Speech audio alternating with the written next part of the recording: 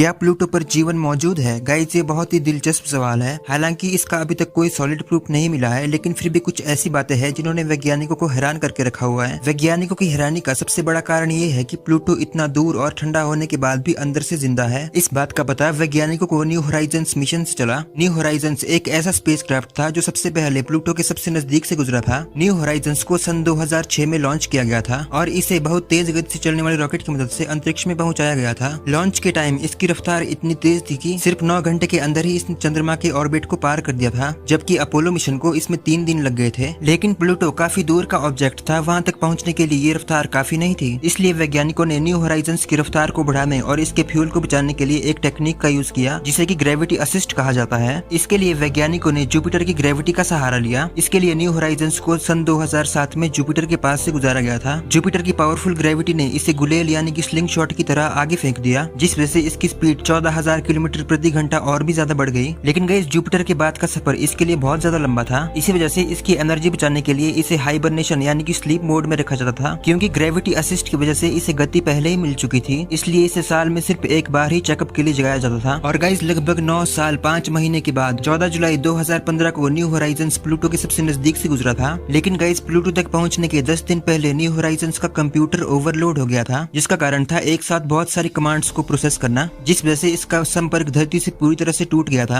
लेकिन वैज्ञानिकों ने 8-9 घंटे की कड़ी मेहनत के बाद बड़ी मुश्किल से इससे फिर से संपर्क जोड़ दिया। अगर वैज्ञानिक उस दिन इसे ठीक ना कर पाते तो 9 साल की मेहनत बेकार हो जाती। और गाइस, सफर में न्यू होराइजन्स की स्पीड 50,000 किलोमीटर प्रति घंटे की रफ्तार से भी ज्यादा थी। इतनी ज्यादा रफ्तार होने के कारण अगर एक छोटा सा मिट्टी का कण भी इससे टकराता तो वो इसे गोली की तरह चीर कर रख देता। लेकिन गाइस, इसके लिए सबसे बड़ी चुनौती ये थी कि ये प्लूटो पर ब्रेक लगाकर रुक नहीं सकता था, क्योंकि किसी भी प्लेनेट के ऑर्बिट में रुकने के लिए रफ्तार बहुत ज्यादा स्लो करनी पड़ती है। जिस वजह से अगर इसे प्लूटो पर रोकना होता तो इसे अपने वजन से कई गुना ज्यादा फ्यूल अपने साथ ले जाना होता, जो कि बहुत ज्यादा मुश्किल था। इसी वजह से न्यू होराइजन्स कई महीनों तक प्लूटो के इन्फ्लुएंस में रहा। लेकिन जो असली क्लोज इनकाउंटर था वो कुछ ही घंटों का था। इस स्पेसक्राफ्ट के पास प्लूटो की हाई रेजोल्यूशन फोटोज लेने के लिए 8 से 10 घंटों का ही असली समय था, जिस वजह से उस समय स्पेसक्राफ्ट इतना ज्यादा बिजी था कि इसने धरती पर सिग्नल्स भेजना ऑलमोस्ट बंद कर दिया था, ताकि अपनी पूरी एनर्जी और फोकस फोटोज लेने और सेंसर्स को चलाने में लगा सके। न्यू होराइजन्स ने लगभग 6.25 गीगाबाइट्स डेटा कलेक्ट किया। आज के हिसाब से ये कम लग सकता है, लेकिन गाइस, इतनी दूर से ये डेटा भेजना किसी चमत्कार से कम नहीं था।